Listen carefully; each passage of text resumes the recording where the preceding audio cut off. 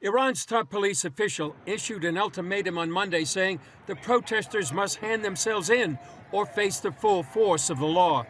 Tens of thousands of protesters have been swept up in a nationwide manhunt, while regime forces patrolling the streets are threatening to shoot anyone who comes outside. Despite the internet shutdown, some reports say the killing continues. One doctor reportedly described the crackdown as genocide under digital darkness. Even so, one Iranian woman told this radio talk show many remain defiant against the regime. مطمئن باشید ما کارمون رو داریم انجام میدیم. ما تموم نمی‌کنیم. اینا 20,000 از هموطنای دست گل منو کشتن. مگه من میتونم بشینم تو خونم حرف نزنم؟ من دیگه اصلا نمیتونم اینا رو تحمل کنم. ما خودمون این راهو شروع کردیم. ما خودمون داریم پیش میریم و خودمون هم باید تمومش کنیم. Iran's president warned on Sunday that any U.S. strike on the country would provoke a harsh response, and that any attack on its supreme leader, Ali Khamenei, would be tantamount to a full-scale war on the Iranian nation.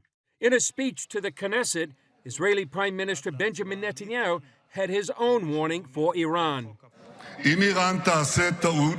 If Iran makes a mistake and attacks us, we will act with a force that Iran has not yet experienced. No one can predict what the future holds for Iran, but one thing is clear. Whatever happens, Iran will not return to what it was. And exiled Crown Prince Reza Pahlavi issued a direct message to Iran's supreme leader. You are an anti-Iranian criminal. You have neither honor nor humanity. Your hands are stained with the blood of tens of thousands of Iranians, the blood of children, the blood of youth, the blood of the innocent. You, your regime, and all your mercenaries will be held accountable for every single drop of blood you have spilled, without exception. A key question now is, will some in the military begin to turn against the regime and side with the protesters? And what action will President Trump take once the USS Abraham Lincoln, along with other Navy ships, get into the region? In the meantime, the Syrian army has advanced against Kurdish forces in northeast Syria. What happened in the recent days is that the government of Syria essentially has sought to reconquer the east of Syria, to take the east of Syria from Syrian democratic forces and to bring about their dissolution. And yesterday, a ceasefire was announced, which basically gives the Syrian government everything that it wants. Jonathan Spire of the Middle East Forum told CBN News, as it did against the minority Alawites and Druze, reports are coming out that jihadists are committing acts of rape, murder, and torture. Because it is a Sunni jihadi force, the fact that these Sunni jihadi commanders have now been sort of officially rebadged as division commanders and battalion commanders in the new Syrian army is all very nice. But in reality, what they remain is the same Sunni jihadi fighters that we've known so well in the course of the Syrian civil war. The Syrians have also released thousands of ISIS prisoners that many believe pose a deadly threat to the region, especially to the creation of a true democracy in Syria.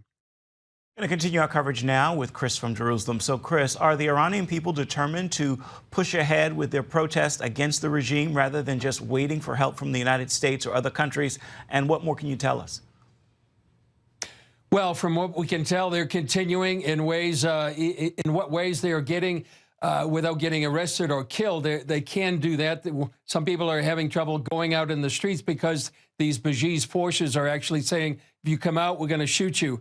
And we heard from that woman in our report, they're going to continue, regardless of what the U.S. does. It seems there's been a tipping point there in Iran for many of the protesters and many of the millions of Iranians that they will continue.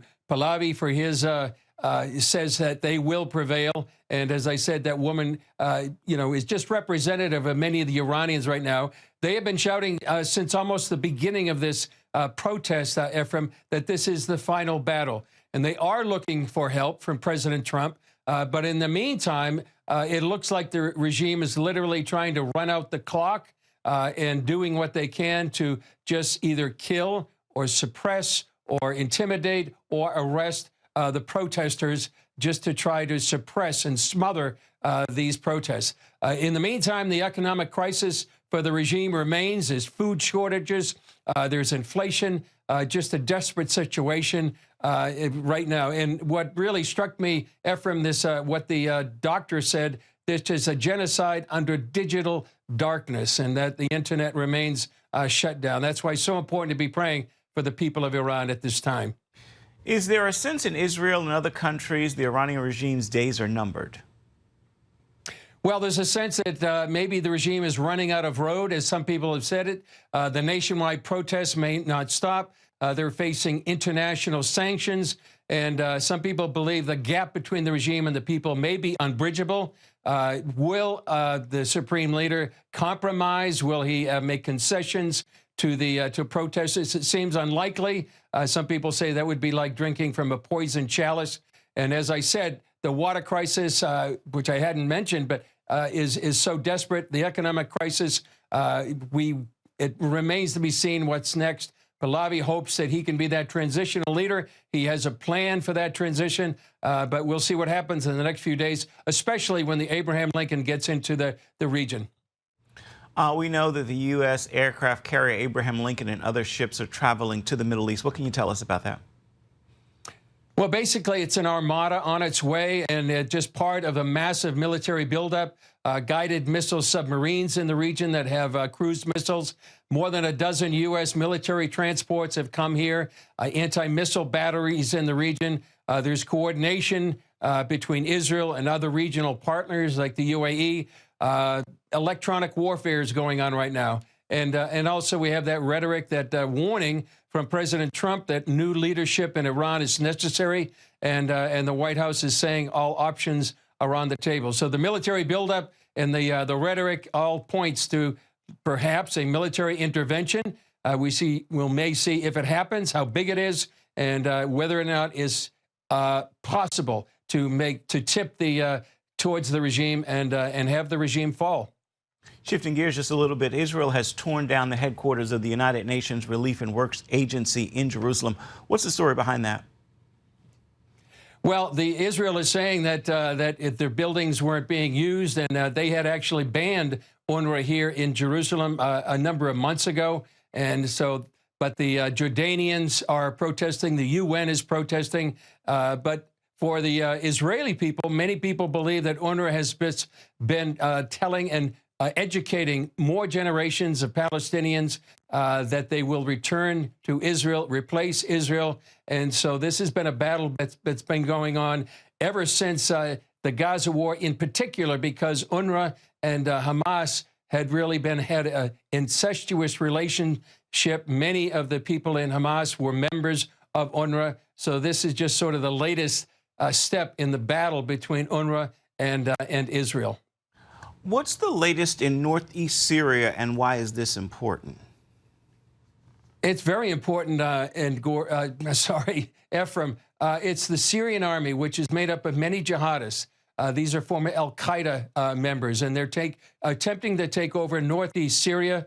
The Kurds are now fighting. Now, northeast Syria has been, for the past 10 years or so, a really beacon of democracy and religious freedom here in the region.